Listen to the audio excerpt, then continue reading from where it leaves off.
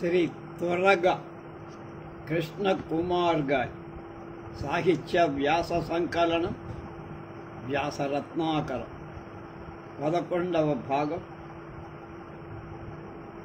అంటే పార్ట్ 2 మల్లక్కలు.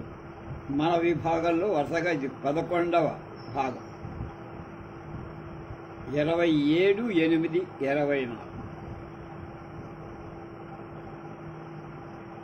మాడుగుల అనిల్ కుమార్ గారు కవికుల తిలకుడు మహాకవి కాళిదాసు గురించి చెప్తున్నారు.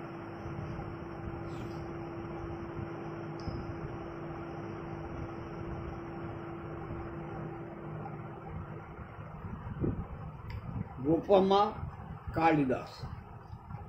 కాళిదాసు తన కావ్యాలలో అనేక అలంకారాలను రసిక జన మనోరంజకంగా, పండిత ఆమోదయోగ్యంగా, నిర్దుష్టంగా రచించారు. ఆయన ప్రయోగించిన అలంకారాలు తర్వాత వాళ్ళకి మార్గదర్శకాలు. కాళిదాసు ప్రయోగించిన ఉపమా, ఉత్ప్రేక్ష, అర్ధాంతరన్యాసాది అలంకారం చాలా మనోహరం. అందులోనూ ఆయన ఉపమాలంకార చక్రవర్తి అంటారు. పైన ఉదహరించిన రఘువంశ కావ్యంలోని ఇందుమతి స్వయంవర వృత్తాంత సందర్భంలో రాజమార్గంలో పోతున్న దివిటీతో ముందు ఇందుమతిని పోల్చడంతో కాళిదాసుకు దీపశిఖ కాళిదాసు అనే పేరు వచ్చిందని కూడా చెప్పామా.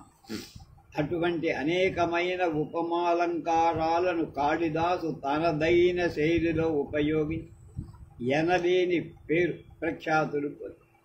ఇటువంటి అద్భుతమైన ఉపమాలంకార ప్రయోగాల వల్లనే ఉపమ కాళిదాసస్య ఆయనకే చెందింది.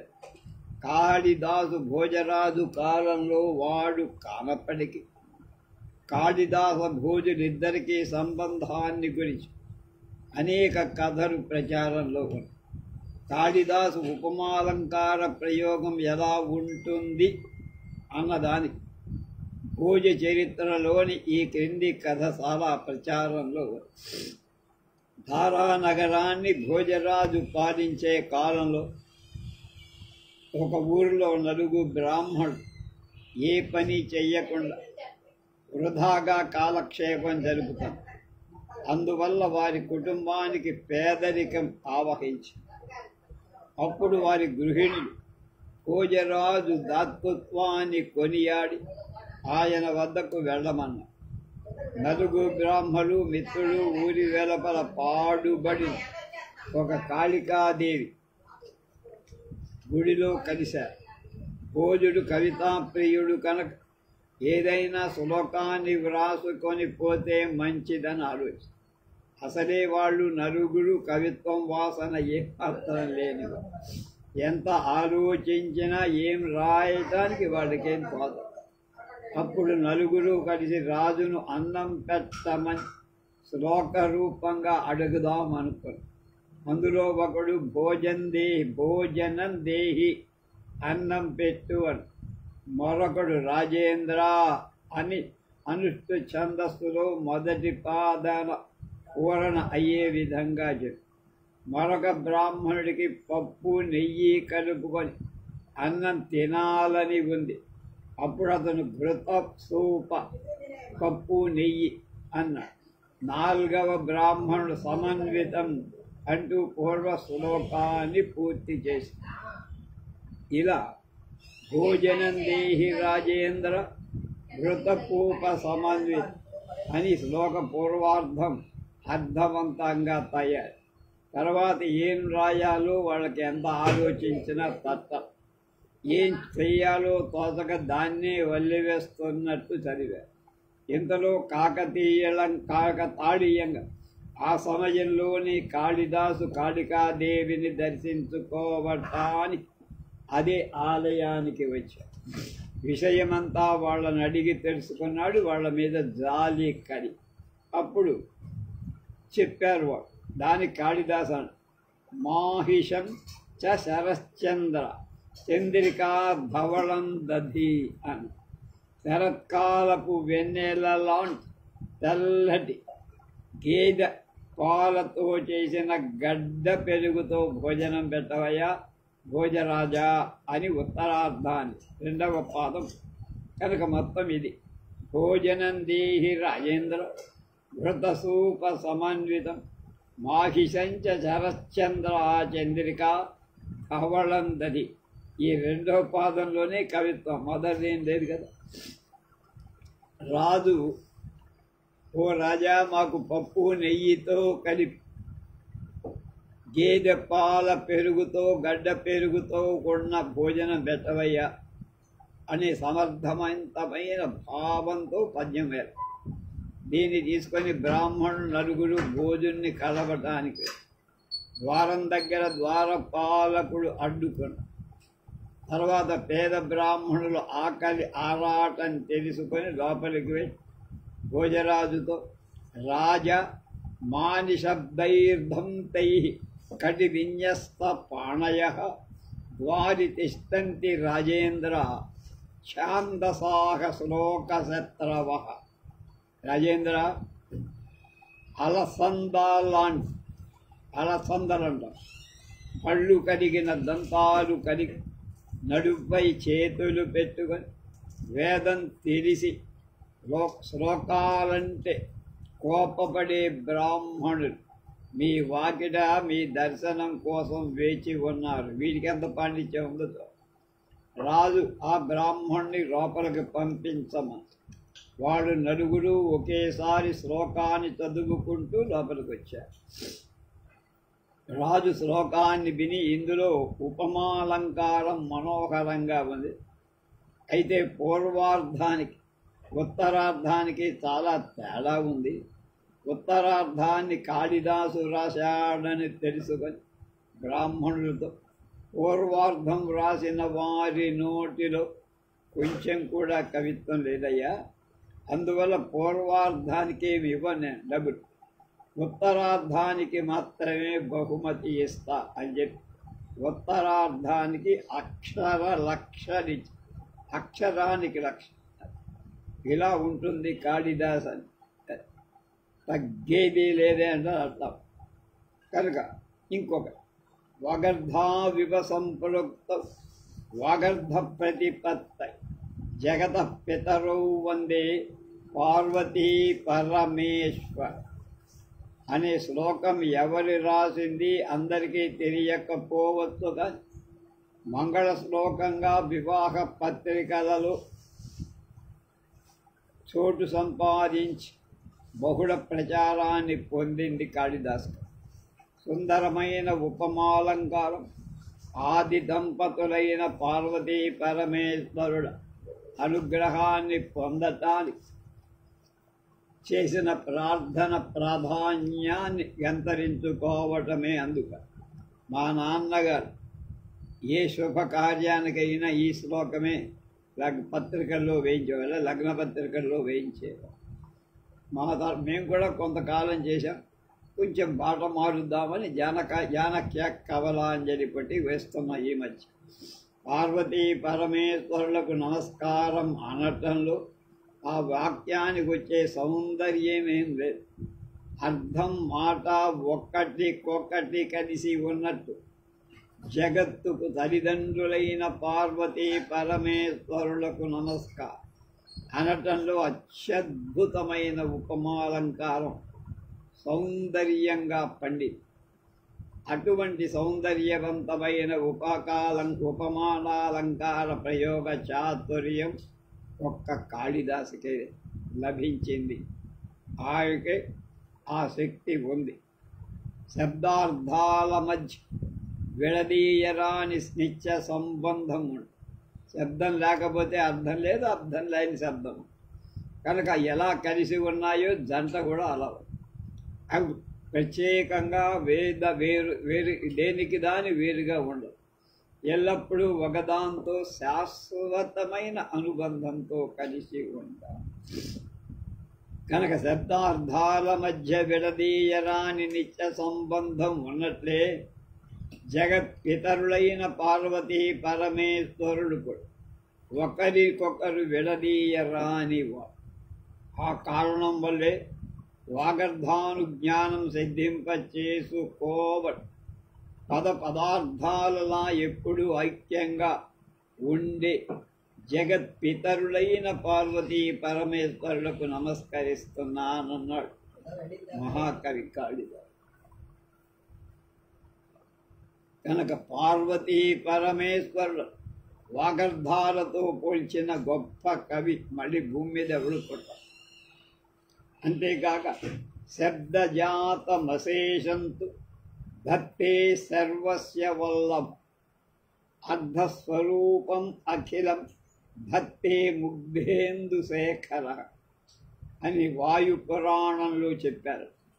పదాలన్నీ పార్వతీదేవి అధీనంలో ఉంటాయి, అర్థాలన్నీ పరమేశ్వరుడి అధీనంలో ఉంటాయి.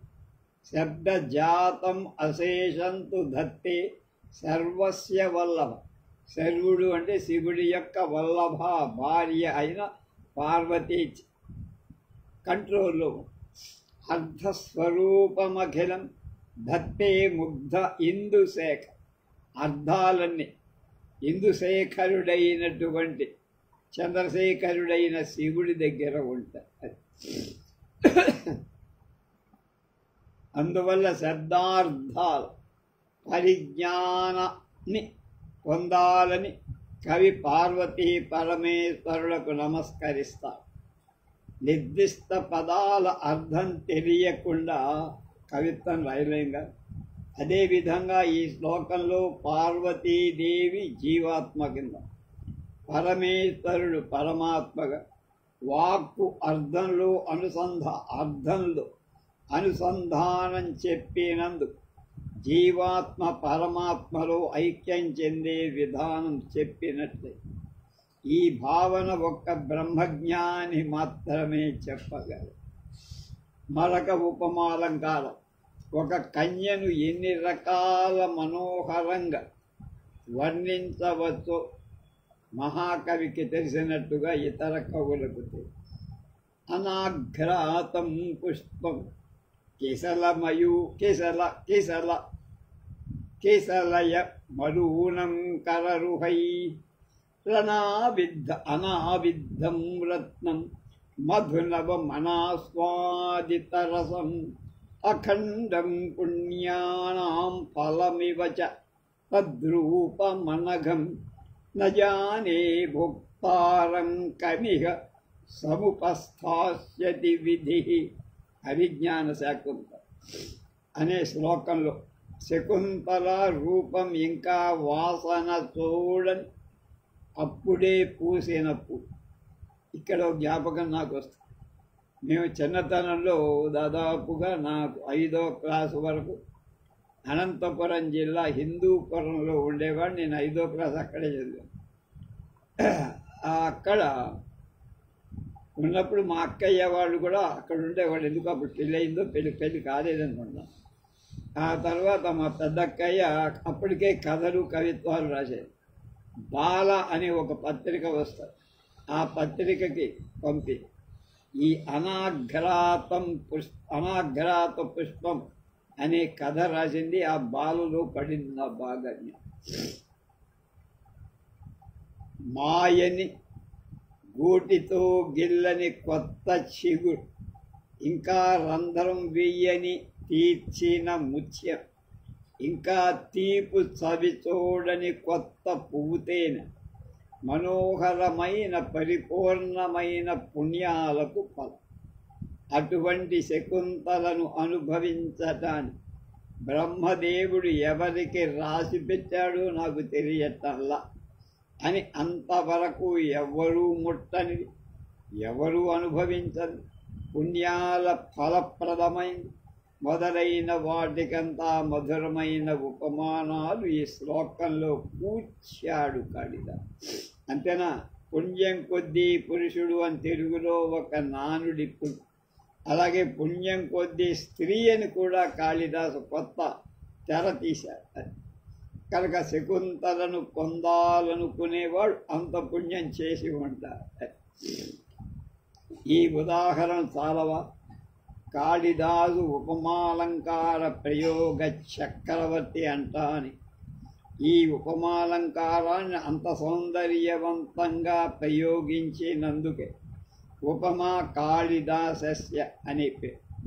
ఇలా కాళిదాసు ఉపమాలంకార ప్రయోగాలపై పరిశోధన చేసి PhD పొందినవాడు బోలెడు మంది ఉన్నారు. కాళిదాసు ప్రయోగించే వైదర్భి రీతి అంటే విధానం. రీతి అనే పదం రింగ్ అనే ధాతువు నుంచి వచ్చిందట. గమన పద్ధతి అని తెలియజేస్తుంది. రీయతే క్షరతి వాంగమధుర ఇతి రీతి. ఈ రీతి పదానికి వ్యుత్పత్తి అది. అంటే దేని చేత వాక్కు నుండి మధుధార పరిశింపచేసేదో అది. దీనే ప్రణాళిక, మార్గం లేక పదం లేక శైలి అనే పేరుతో కూడి అది ఒక శైలి. రీతి అనేది ఒక విశిష్ట పదరచన రీతి. విశిష్టమైన పదాలతో రాయటమే రీతి అని వామనుడు అనేటువంటి అలంకార కర్త కావ్యాలంకార సూత్ర వృత్తిలో వైదర్భి రీతి కూర్పులో అన్ని గుణాలు ఉండి చెవికి ఇంపును కలిగిస్తుందని కవులు విమర్శకులు నమ్మారు. కాళిదాసు వైదర్భి రీతి కూర్పులో కూడా అగ్రగణ్యుడు అని పేర్కొంది. కావ్యశాస్త్రంలో ఈ రీతి అన్నిటికంటే మించి శృంగార కరుణ రసాలు ఇందులో సరైన విధంగా సమకూరు. మాధుర్య వ్యంజక వర్ణై రచనా లలితాత్మక ఆవృత్తిరస్య వృత్తిర్యా వైదర్భి రీతిరిష్యతే. మాధుర్యాన్ని వ్యంజకం అంటే వ్యక్తపరచేటువంటి సమాసరహితమైన సమాసాలు లేనట్టు లలితమైన అక్షరాలను కలిగిన రచనను వైదర్భి అంట. కవిరాజు విశ్వనాథుడు వైదర్భి రీతి లక్షణాన్ని ఈ విధంగా చెప్పారు. వైదర్భి రీతి కూర్పులో అగ్రగణ్యుడని ప్రసిద్ధి చెందినవాడు.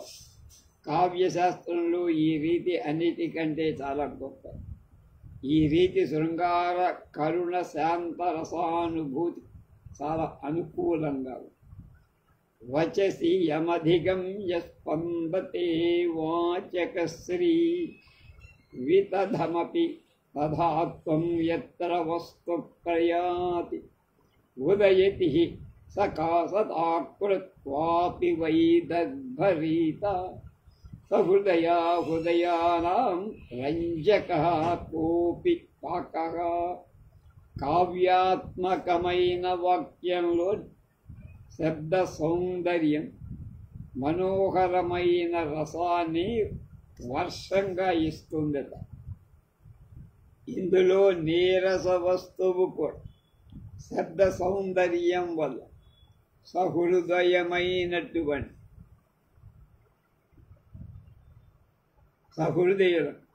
హృదయాహ్లాదకరంగా మారు. అదే వైదర్భి రీతి అని శబ్దపాక్. వైదర్భి రీతిలోనే అటువంటి శబ్ద సౌందర్యం ఉంటుంది అన్నాడు ప్రముఖ ఆలంకారికుడైన ఒకడైన వామనుడు ఆచార్య. అస్పష్ట దోషమాత్రాభి సమగ్ర గుణగుంభిత విపంచీశ్వర సౌభాగ్యా వైదర్భి రీతిరిష్యతి. ఎలాంటి దోషాలు అంటకూడదు.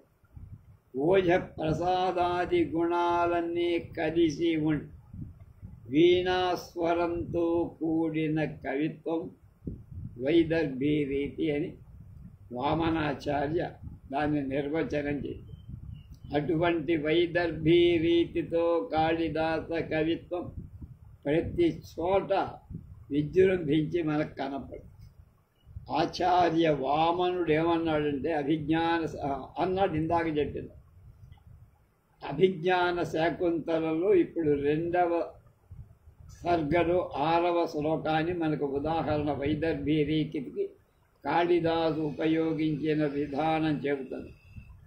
గాహంతాం మహిషాం నిపాన సలిలం శృంగైర్ముహస్తాడితం ఛాయాబద్ధ కదంబకం మృగకులం రోమంధమభ్యస్యతు విశ్రద్ధం క్రియతాం వరాహవితతిర్ముస్తాక్షతిం పల్వలే విశ్రాంతం లభతామిదంచ శిఖలజ్జాబంధ మన్మద్ధను.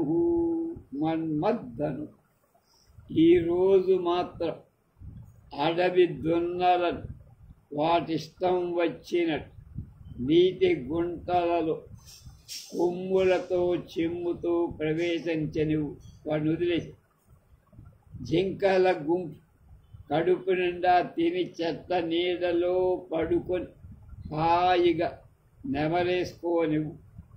అడవి పందులు బురదలో తుంగ ముస్తలు నిర్భయంగా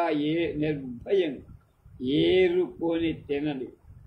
అల్లెతాడు తీసిన నా ధనుస్సును కూడా విశ్రాంతి తీసుకోనివ్వు అని దుష్యంతుడు సైన్యాధ్యక్షుడితో చెప్పే ఈ శ్లోకాన్ని తన లక్షణ గ్రంథంలో ఉదాహరణగా తీసుకున్నాడు. ఇందాక చెప్పిన వామనాచార్య అంత గొప్పగా రాశాడు ఆ శ్లోకం. ఈ శ్లోకంలో గుణాలన్నీ కలిపి వైదర్భ రీతిలో అలరారుతున్నందువల్ల వామనుడు ఈ శ్లోకాన్ని ఉదాహరణగా తీసుకు. అది కాళిదాసు యొక్క మహత్వం, గొప్పతనం. కాళిదాసు వినయ గుణత, ఆత్మవిశ్వాసం. మహాకవి కవికుల గురువైన కాళిదాసు వాల్మీకి వేదవ్యాసుల విషయంలో వినయంగా వ్యవహరించారు. ఇతర కవుల కావ్యాలలో జోక్యం చేసుకొని దోషైక తన తప్పును తెలుసుకోకుండా ఎదుటి వాళ్ళ దోషాలను వేలెత్తే చూపేవాడు కాళిదాసు. కాళిదాసు ఇతర కవులు విద్వాంసుల మీద కనపరచిన వినయాన్ని పరిశీలిస్తే మన ముక్కు మీద వేలేసుకోవాలంటారు. అంత గొప్ప మహాపండిత్.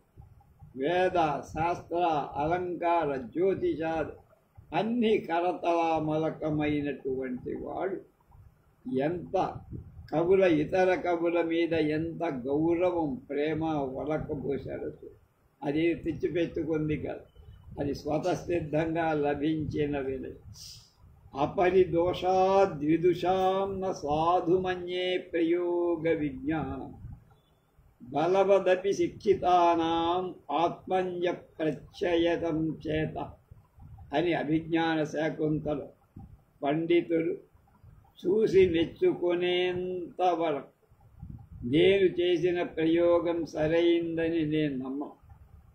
పనిలో ఎంతటి నేర్పరి అయినప్పటికీ తన పని మీద అతనికి సరిగ్గా ఉన్నదనే నమ్మకం ఆత్మస్ఫూర్తి అంటారు. దాని పండితులు మెచ్చుకున్నప్పుడే ఆత్మవిశ్వాసం కలుగుతుందని ఎంత నిండు హృదయంతో కాళిదాస మహాకవి పలికాడు. కాబట్టి ఈ మాట అభిజ్ఞాన శాకుంతలలో సూత్రధారుడితో అనిపిస్తాడు కాదు.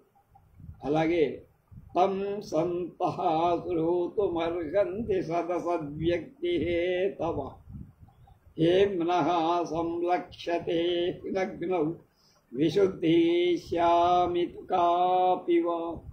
రఘువంశంలో 1వ సర్గలో 10వ శ్లోకం. గుణదోషాల వివేకం కలిగిన వాడు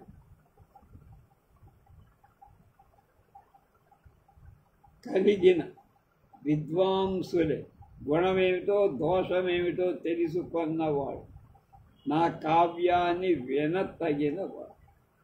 బంగారం స్వచ్ఛత లేక మాలిన్యం లేకుండా ఇతర లోహాల కలయిక బంగారాన్ని నిప్పుల్లో వేసి కరిగించినప్పుడే అది తెలుసు అని రఘువంశ మహాకావ్యంలో కాళిదాసు వ్యక్తిలుగా.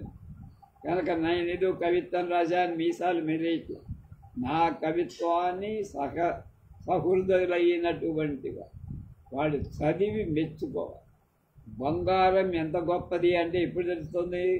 అగ్నిలో పెట్టి పొట్టం వేసి కాలిస్తే దాని రంగు ఏమిటో బయట. అలాగే నా కావ్యం యొక్క రంగు కూడా బయటపడాలంటే సహృదులైన విమర్శకులు చదివి మెచ్చుకుంటే నాకు పురాణమిచ్చేవ న సాధు సర్వం సచాపి కావ్యం నవమిచ్చవద్యం సంతః పరీక్షాన్యతరత్ భజంతే మూఢః పరప్రత్యయనేయ బుద్ధి.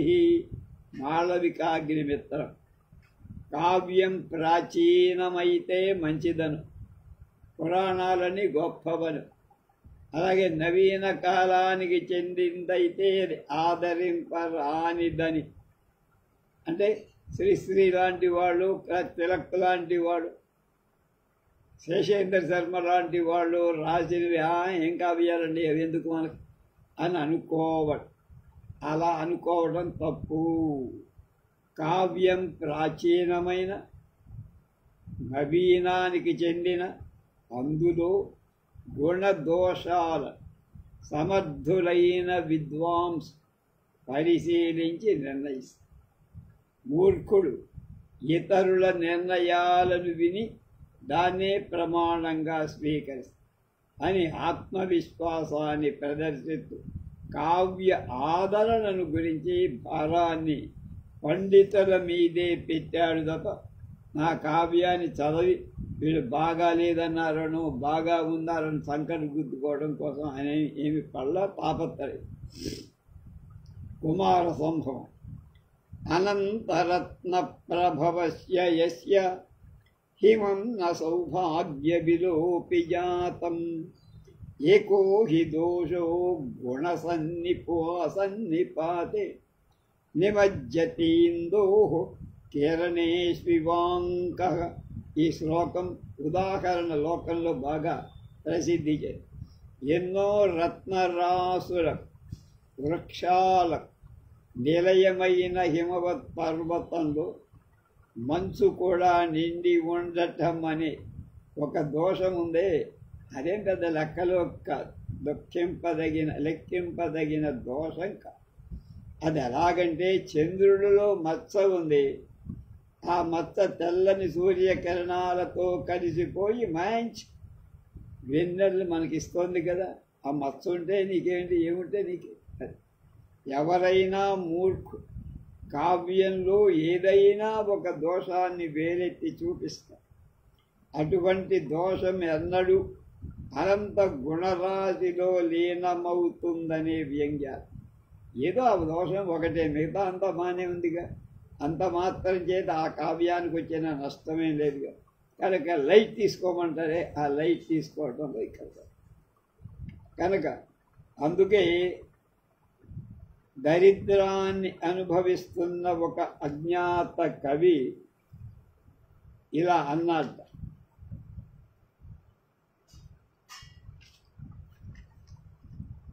ఏకో హి దోషో గుణసన్నిపాతే నిమజ్జతేందోరితియో బభాషే నూనం న దృష్టః కవినాపి తేన దారిద్ర్యదోషో గుణరాశి నాశీ అన్నారు.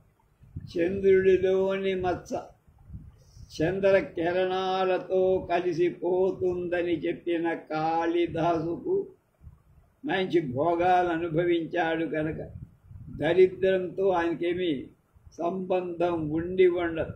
అందుకని ఎప్పుడు పట్టుపరుపుల మీద రాజసింహాసనం పక్కన కూర్చుంటాడు కనుక ఆయనకి దరిద్రం అంటే ఏమిటో తెలియదు. దాన్ని ఆయన అనుభవించి కూడా ఉండడు. కాబట్టి అదే ఆయన దోషం, ఆయనలో ఉన్న దోషం అన్నట్ట ఒక అజ్ఞాత కవి కాళిదాసుడు.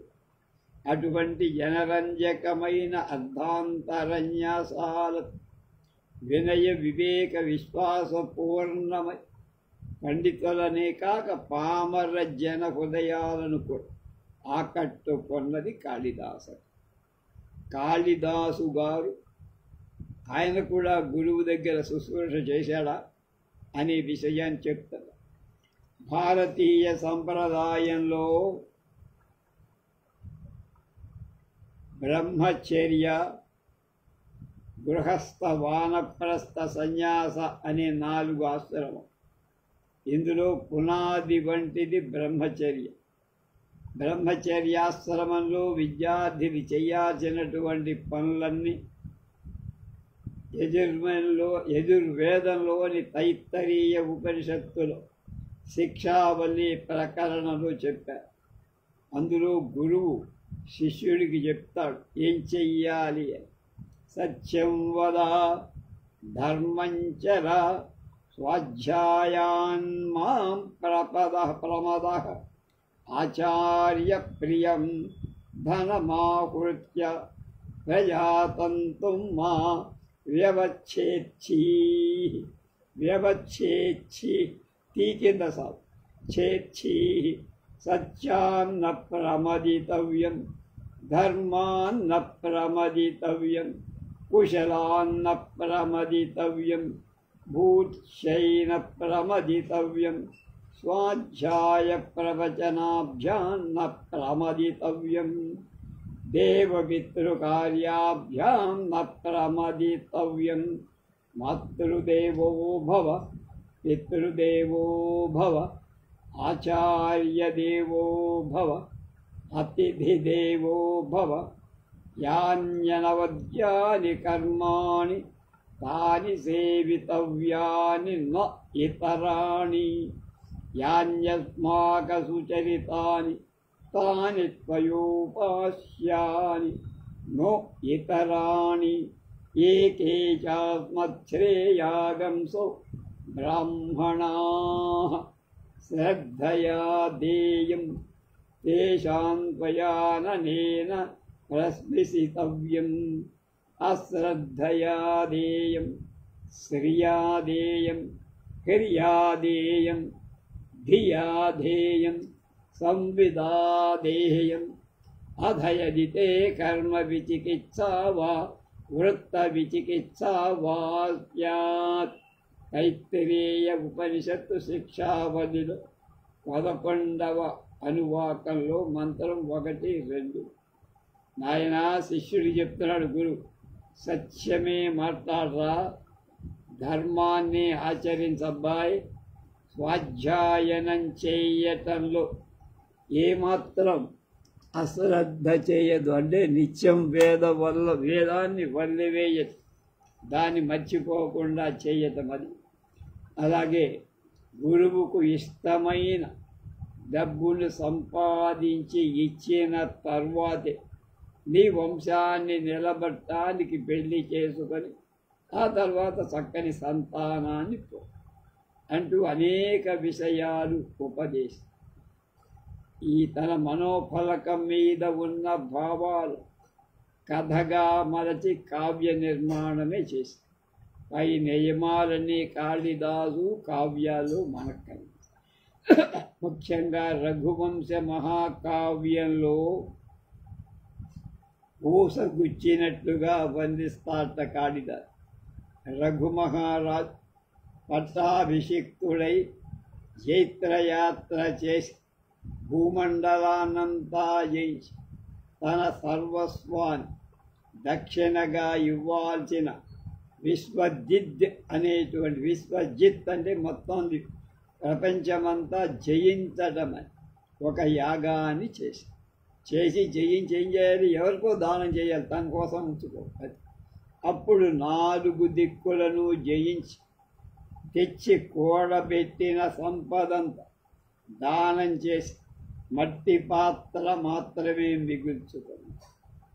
ఆచార్యాయ ప్రియం ధనమాహృత్య ప్రజాతంతు మా వ్యవచ్ఛేత్తి అని ఉపనిషత్తులో ఇందాక చెప్పిన వాక్య ప్రకారం తన పరతంతువైనటువంటి వరతంతువు శిష్యుడైన కౌత్సుడు గురుదక్షిణగా ఇవ్వాల్సిన ధనాన్ని అడిగేదానికి రఘుమహారాజు దగ్గరకి వచ్చాడు.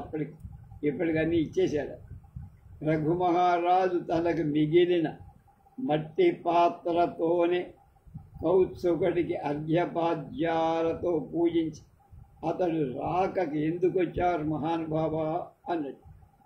అప్పుడు కౌత్సుకుడేమన్నాడు, శరీరమత్రేణ నరేంద్ర తిష్టం అభాసి తీర్థ ప్రతిపాదిత అద్ధి అరణ్యకోపాత్త ఫల ప్రసూతి స్తంభేన నివార ఇవ అవశిష్ట.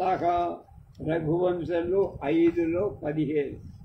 రాజా, సత్ప్రదానం చేసే నువ్వు శరీరంతో మాత్రమే నిలిచి అడవిలో మునులు మొదలైన వాళ్ళు తీసుకున్న ఫలం కలిగిన కాండంతో మాత్రమే మిగిలిన నివ్వరి ధాన్యపు మొలకలాగా ప్రకాశిస్తున్నావయ్యా. అన్నీ త్యాగం చేసి నేను గురుదక్షిణ తీసుకోమని బలవంత పెట్టడంతో మా గురువు వరతంతువు కోపంతో పేదరికాన్ని ఆలోచించకుండా నేనాయన దగ్గర చదువుకున్న విద్యల లెక్క ప్రకారం 14 కోట్ల బంగారు కాసులు పట్టారా, నీ చదువు పూర్తయిందిగా కనుక నాకు అది గురుదక్షిణ ఇవ్వరా అని ఆదేశించి అంటూ తన రాక కారణాన్ని రఘు మహారాజుకు చెప్పు. ఇంకా నన్ను పూజించేందుకు నువ్వు తెచ్చిన మట్టి పాత్రతోనే నీ సర్వస్వాన్ని దానం చేశావని నాకు అర్థమైపోయింది. నేను గురువుకు ఇవ్వాల్సిన దక్షిణ అడగటానికి మరొకరికి దగ్గరికి వెళ్తా, నువ్వే మొత్తం అంతా అడుక్కు తినే పరిస్థితిలో ఉంటే నాకేమి ఇవ్వగలవయ్యా, కనుక వద్దులే నాయన, నేను ఇబ్బంది పెట్టను. ఇంకొకటి ఎవరైనా బాగా సంపన్నుడి దగ్గరికి వెళ్ళి అక్కడ అడుక్కొని మా గురువు గారి కోరిక తీరుస్తాలే అని. అప్పుడు రఘు మహారాజు ఏం చెప్పాడు, 2-3 రోజులు నాకు సమయం ఇవ్వు, మా ఇంట్లో ఉండు, ఈ లోపల ధనాన్ని సంపాదించి నీకు ఇస్తా, నువ్వు అడిగిందా అంతా. కౌత్సుకుడితో చెప్పి కుబేరుడి మీదకి దండెత్తటానికి వెళ్ళాడు. ఎవరు? రఘు మహారాజు. కుబేరుడంటే లోకంలో డబ్బుకందరికీ ఆయనే కంట్రోల్, ఆయన కంట్రోలే. ఆయన శివుడికి చాలా మిత్రుడు, పక్కనే ఉంటారు, ఇద్దరు పక్కన ఉంటారు, కైలాసం మీదే ఉంటాడు కుబేరుడు. ఆ విషయం తెలుసుకున్న కుబేరుడు రఘురాజు కోశాగారంలో అప్పటికప్పుడు బంగారు వర్షం కురిపించాడు. ఆ బంగారు రాసినంత తీసుకెళ్ళమని రఘువు కౌత్సుకుడిని కోరాడు. ఏమయ్యా, ఇంత బంగారం వచ్చింది నాకు కుబేరుడి వల్ల, ఇదంతా నీ కోసం కోరా కనుక ఇందులో నాకేం అక్కల, నువ్వే మొత్తం లేపుకెళ్ళిపోమన్నా.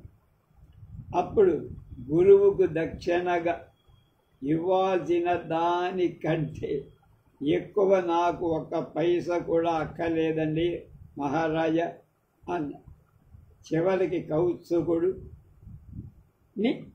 మహారాజు ఒప్పించి బంగారు రాసినంత, కురిసిన బంగారు రాజంతా కౌత్సుకుడికి ఇచ్చేసి, అంటే అడిగిన దానికంటే 8 రెట్లు ఇచ్చారు. అది రఘు మహారాజు. కనుక ఆ వంశంలో దిలీపుడితో ప్రారంభమై 5 అజుడు, తర్వాత దశరథ మహారాజు, ఆ తర్వాత రాముడు కూడా ఉన్న గొప్ప వంశంలో ఇప్పటికీ వాడు రఘువంశం అని ఎందుకు చెప్పుకుంటారంటే ఇంతటి త్యాగం చేశాడు రఘు మహారాజు.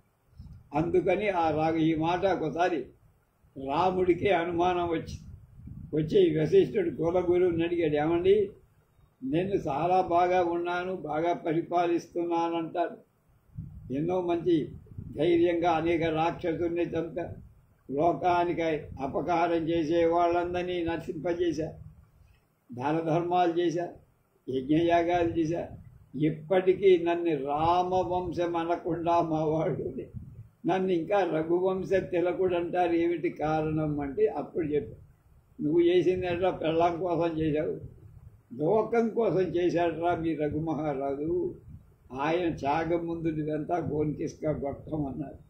అప్పుడు తెలిసిందట రాముడు, ఇది ఎక్కడ చదివి, రాజా నీ తండ్రి నిన్ను పొందినట్లే నువ్వు కూడా సద్గుణాలు కల కుమారుణ్ణి కనవయ్య అని రఘుమహారాజు ఆశీర్వదించి వెళ్ళి, రఘువు పుట్టినవాడు అజుడు, అజమహారాజుకు పుట్టినవాడు దశరథ. న్యాయేనాజ్జనమర్ధస్య వర్ధనం పాలనం తథ సత్పాత్రే ప్రతిపత్తిశ్చ రాజవృత్తం చతుర్విధం. నాయన వాల్మీకి రామాయణం ఇప్పుడు చెప్పే నీతి సారాన్ని అనుసరించి, అంటే నీతి వాక్యాలు చెప్పిన దాన్ని బట్టి న్యాయ మార్గంలో డబ్బు సంపాదించడం, సంపాదించిన డబ్బుని వృద్ధి పెంచడం, దాన్ని రక్షించుకో, తగిన వాళ్ళకి దానం చెయ్యి అనేవి 4 రాజధర్మాలు అని వాల్మీకి మహర్షి. ఈ రాజధర్మాలు రఘుమహారాజు యథాతథంగా ఆచరణలో పెంచారు, అది ఆయన గొప్ప. అలాగే కౌత్సుకుడు కూడా రాజును దీవించడంలో కృతే చ ప్రతికర్తవ్యం ఏష ధర్మ సనాతన, ఇది కూడా వాల్మీకి రామాయణం. లోకంలో ఉపకారం చేసిన వాడు ప్రత్యుపకారం చేయటం స్థిరమైన ధర్మం, ఎవడు మర్చిపో అంటూ మైనాకుడు హనుమంతుడితో అన్న మాటను ఇక్కడ పాటించినట్లయిందంటున్నారు. అంటే వాల్మీకి ఏం చెప్పాడు, ఈయన కూడా కాళిదాసు అలాగే కౌత్సుడు గురువైన వరతంతువు ఆజ్ఞ మేర గురుదక్షిణ ఇచ్చి గురుభక్తిని చాటుతాడు. రఘుమహారాజు కౌత్సుడికి స్వార్జితమైన కోశాగారంలోని ధనరాశినంత ఇచ్చేసి తన త్యాగ నిరతిని ప్రకటించి కనుక ఈ విషయాన్ని తాను రచించిన మహాకావ్యం హృదయాహ్లాదకరం వర్ణించిన మహాకవి కాళిదాసు కవికుల గురువు కాక ఇంకేమవుతారు అంటూ. అలాగే వశిష్ఠ మహర్షి రఘువంశ రాజుల కులగురు. అందువల్ల రాజు దిలీపుడు తన భార్య సుదక్షిణతో కలిసి సంతతి కలగపోవటానికి కారణాన్ని తెలుసుకోవటానికి వశిష్ఠ ఆశ్రమానికి వచ్చి కుశల ప్రశ్నల తరువాత దిలీపుడు తన సమస్యను ఇందాక ఇక్కడ పరమాడు. దిలీపుడు రఘుమహారాజు గారు రఘువంశ రాజుల గురువు అయిన వశిష్ఠుడి దగ్గరికి దిలీప్ మహారాజు కుశల ప్రశ్న తర్వాత దిలీపుడు తన సమస్యను వశిష్ఠుడికి గురువు గారికి చెప్పారు. ఏమన్నాడు వశిష్ఠుడు, ఒక్కసారి దివ్య దృష్టితో చూసి రాజుకు సంతానం లేకపోవటానికి కారణాన్ని దివ్య దృష్టితో తెలుసుకొని ఒక మాట, రాజా దేవదానవులకు జరిగిన యుద్ధంలో నువ్వు ఇంద్రుడికి సహాయంగా వెళ్ళిన నువ్వు తిరిగి వచ్చేటప్పుడు దారిలో కల్పవృక్ష నీడలో కామధేనువు కూర్చొని ఉందయ్యా. ఋతుస్నాత అయిన సుదక్షిణ దగ్గర ఉండాలనే ధర్మాన్ని పాటించి వేగంగా వెళ్తున్న నువ్వు పూజకు అర్హమైనటువంటి కామధేను నమస్కారం ప్రదక్షిణ చేయకుండా వచ్చావు, జ్ఞాపకం ఉందా? పూజ్యులైన వాళ్ళని పూజించకపోతే శ్రేయస్సుకు భంగం వాటిల్లుతుంది నాయన. కనుక ఓ రాజా, నన్ను పూజించకుండానే ముందుకు వెళుతున్నావు అంది కామధేను. వదిలిపెట్ల, నా సంతానాన్ని సేవించకపోతే నీకు గతి ఉండదు, సంతతి కూడా పిల్లలు కూడా పుట్టరు అని ఆనాడే చెప్పు అని చెప్పి అందుక వీడికి పిల్లలు పుట్టట్లేదు అని అర్థం చేసుకొని కామధేను వరుణుడు చేస్తున్న యాగంలో హోమద్రవ్యాలు అందించేందుకు పాతాళ లోకంలో ఉంది. కామధేనువు కూతురుంది ఒకటి నంది.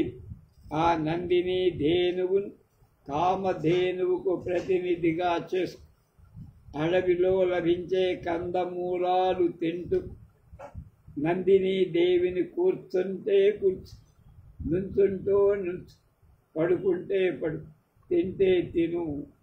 అది అలా అది బయలుదేరితే బయలుదేరు, నీళ్లు తాగితే తాగు, అన్నం అది ఏదైనా గడ్డి మేస్తే నువ్వు మీ ఇద్దరు భోజనం చేయి.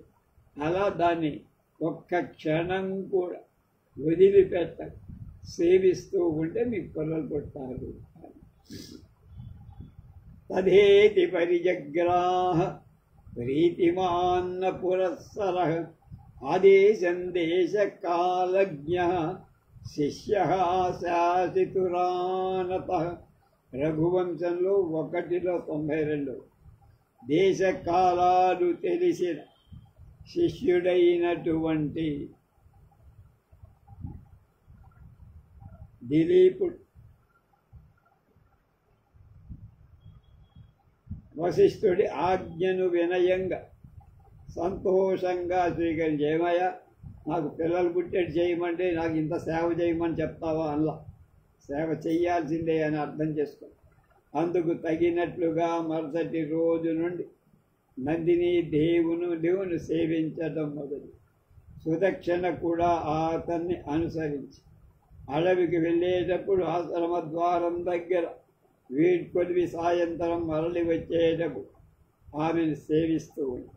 అలా సుదక్షిణ దిలీపుడు నందిని ధేనువును చాలా కాలం పాటు సేవించి చివరకు నందిని దిలీపుని అనుగ్రహించి వరం కోరుకోమని చెప్పు. దిలీపుడు సుదక్షిణతతో అంటే ఆమె వల్ల తనకు ఒక పుత్రుడు కలిగేటట్లుగా వరం ఇవ్వ, నాకు కొడుకు కావాలన్న సుదక్షిణ ద్వారా నాకు కొడుకు, భార్య ద్వారా. దిలీపుడు ఆశ్రమానికి చేరుకున్న తరువాత నందిని ధేనువు అనుగ్రహించిన విషయాన్ని సుదక్షిణ మరియు వశిష్ఠ మహర్షి కూడా చెప్పారు. వశిష్ఠుడు సుదక్షిణ దిలీపులతో వ్రత సమాప్తి చేయించి నగరం పోవటానికి అనుమతించి యహాశిష్ట శిష్య యహాశిష్ట సశిష్య అని ఒకటి లోకంలో వ్యాప్తమై, గొప్పవాడు గురువు ఏం చేస్తాడు, శిష్యుడు కూడా. కనుక ఎవడు శాసింపబడతాడు వాడు శిష్యుడు. మహారాజుని శాసించాడు దిలీపుడు మహర్షి, ఆయన అనుసరించి. కనుక తాను నిత్య విద్యార్థి అని వశిష్ఠుడు జీవితాంతం తనకు గురువని దిలీపుడు గురు శుశ్రూష నిరూపించి గురువు ఆనతి శిరసావహించి శుశ్రూష చేయటం ఈ సంఘటనలో ముఖ్యంగా మనం గమనించాలి అంటుంది. అలాగే కర్తవ్యం వో న పశ్యామి స్యాచ్చేత్కిన్నోపపద్యతే మన్యే మత్పావనయైవ ప్రస్థానం భవితామిహ. కుమార సంభవంలో 6:60. మీకోసం నేనేం చెయ్యాలో, నాతో మీకున్న పని ఏమిటో నాకు తెలియదు. మీరు అనుకుంటే సాధించలేనేం లేదు. మీరు కేవలం నన్నొక పవిత్రుడిగా చేయటం కోసమే ఇక్కడికి వచ్చారు అని నేను భావిస్తున్నా.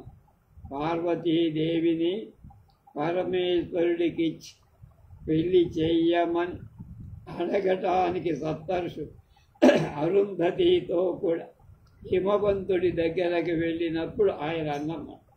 అప్పుడు హిమవంతుడు సప్తర్షులతో ఇందాక చెప్పిన మాటలన్నా, మీకు నేనేం చెయ్యాలో, నాతో మీకున్న పనేమిటో నాకు తెలియదు. న్యాయంగా మీరు ఏదైనా అనుకుంటే మీరు సాధించలేని ఏదైనా ఉంటుందా? ఏమీ ఉండదు. మీరు ఏం కావాలంటే అది క్షణాలు మీరు సాధించుకోగలరు. మరి ఇంతమంది కట్టకట్టుకుని నా దగ్గరికి వచ్చారంటే అంతకు మించింది ఏదో మీ దగ్గర ఒక కార్యం నాకు చెప్పడానికి వచ్చినట్టున్నారు. ఆ కార్యం వల్ల నా వల్ల ఇది కాదు, నన్ను పవిత్రుణ్ణి చెయ్యటాన్ని మీరు ఆ కార్యం నెరవేర్తిస్తున్నట్టుగా నాకు అనిపిస్తుంది. మహానుభావులారా చెప్పండి, అది గొప్పతనం. పార్వతీదేవిని పరమేశ్వరుడికి ఇచ్చి పెళ్లి చేయమని అడగటానికి సప్తఋషులు అరుంధతితో కూడా హిమవంతుడి దగ్గర. అప్పుడు హిమవంతుడు ఆ మాట, గురువు అంటే తమ కంటే వయస్సులో పెద్దవాడున్నారు, అందులోనూ ఇక్కడ వశిష్ఠాది విశ్వామిత్రాదులు చాలా తపస్సంతులు, వాళ్ళు కళ్ళు తెరిస్తే చాలు ఏది కావాలంటే వాళ్ళకి. హిమవంతుడు అటువంటి గురువుల పట్ల చూపిన శుశ్రూష కాళిదాసుడి యొక్క గొప్పతనం. తథాపి తావత్ కశ్చించిదాజ్ఞానం మే దాతుమర్హత వినియోగ ప్రసాదాహి కింకరాః ప్రభవిష్ణుషు. కుమార సంభవంలో ఉన్న శ్లోకం ఇది. ఓ మునులారా, మీకు ఎటువంటి కోరికలు, మీకేం కోరికలు ఉండవు, ఎందుకంటే సర్వసంగ పరిత్యాగులు. ఏదో ఒక మహాపని సాధించడానికి మీరు వచ్చినట్టుగా అనిపిస్తుంది. దానికి నన్ను వినియోగించుకోండి, దానివల్ల నన్ను పవిత్రుని చెయ్యాలని కూడా మీ సంకల్పం అని నాకు అర్థం. ఇలా ప్రభువులు సేవకుల పని చెప్పి సేవకులను ఉపయోగించుకుంటేనే కదా వాళ్ళ జీవితాలు ధన్యమవుతుంది అలాంటి అన్నాడు వినయంగా హిమవంతు. ఈ శ్లోకం ద్వారా హిమవంతు సప్త ఋషుల ఎడ ఎంత గౌరవం అభిమానం ఉన్నాయో అర్థం. రాజా అవతీర్య సూత వినీత వేషేణ ప్రదేష్టవ్యాని తపోవనాని నామ ఇదం తావద్ గృహ్యతాం ఇది సూతస్యాభరణాన్ని ధనుష్యోపనీయార్పయత్. ఇది అభిజ్ఞాన శాకుంతలలో ప్రథమం. ఓ రథసారథి అని వినయ వేషంలో ప్రవేశించాల్సిన తపోవనాలు ఎంతో వినయంగా వెళ్ళాలి. ఇది కణ్వుని యొక్క మహర్షి యొక్క ఆశ్రమం. ఇక్కడ మనం రాజులవను, నువ్వు సేనాధ్యక్షుడవను, మన దగ్గర అవన్నీ భేషజాలు పనికి. మనం సామాన్య మానవులుగా వెళ్ళాలి. ఈ ఆభరణాలు విల్లులు లోపలికి వెళ్ళకపోతే కనుక ఇవన్నీ కూడా నువ్వు తీసేసుకో, నేను వెళ్తున్నా లోపల. కనుక నా దగ్గర ఉండే విల్లులు, ఆయుధాలు, బల్లాలు, గిల్ల, నా ఆభరణాలు కూడా నువ్వు తీసుకొని దగ్గర పెట్టు. నేను కణ్వాసరమాని మామూలు మనిషిలాగా వెళ్తాను అని కణ్వ మహర్షి శకుంతలను చూసి తన రాకను గురించి కణ్వ మహర్షికి తెలియజేయి ఆయనకు వినతులు అందచేయమని చెప్పటానికి కణ్వాశ్రమానికి ధర్మారణ్యం అన్నాడు దాన్ని. అది మార్చారు. అప్పుడు రాచరికపు దుస్తులతో ఉన్న అతను అలా తపోవనంలో ప్రవేశించడం ఆ వినయానికి నిదర్శనంగా భావి ఆభరణాలు, విల్లు మొదలైనవి సారథికిచ్చి ఆశ్రమ ప్రవేశం. ఈ సందర్భం కాళిదాస కావ్యాలలో అనేక చోట్ల కాళిదాసు మహర్షుల పట్ల, గురువుల పట్ల ఉన్న విధేయత ఇక్కడ నిదర్శనం. అయోధ్య గృహత పాదం రాజా రాజ్ఞీ చ మాగధి తౌ గురుపత్ని చ ప్రీత్యా ప్రతినందతు. రఘువంశంలో 1వ సర్గలు 57వ శ్లోకం. సుదక్షిణ దిలీపులు ఇద్దరు గురుపత్రులైన అరుంధతి వశిష్ఠుల ఆశ్రమంలో కలిసి వాళ్ళ పాదాలకు నమస్కారం. అప్పుడు గురువు, అతని భార్య ఇద్దరు సుదక్షిణ దిలీపుల ప్రేమగా ఆశీర్వాదం.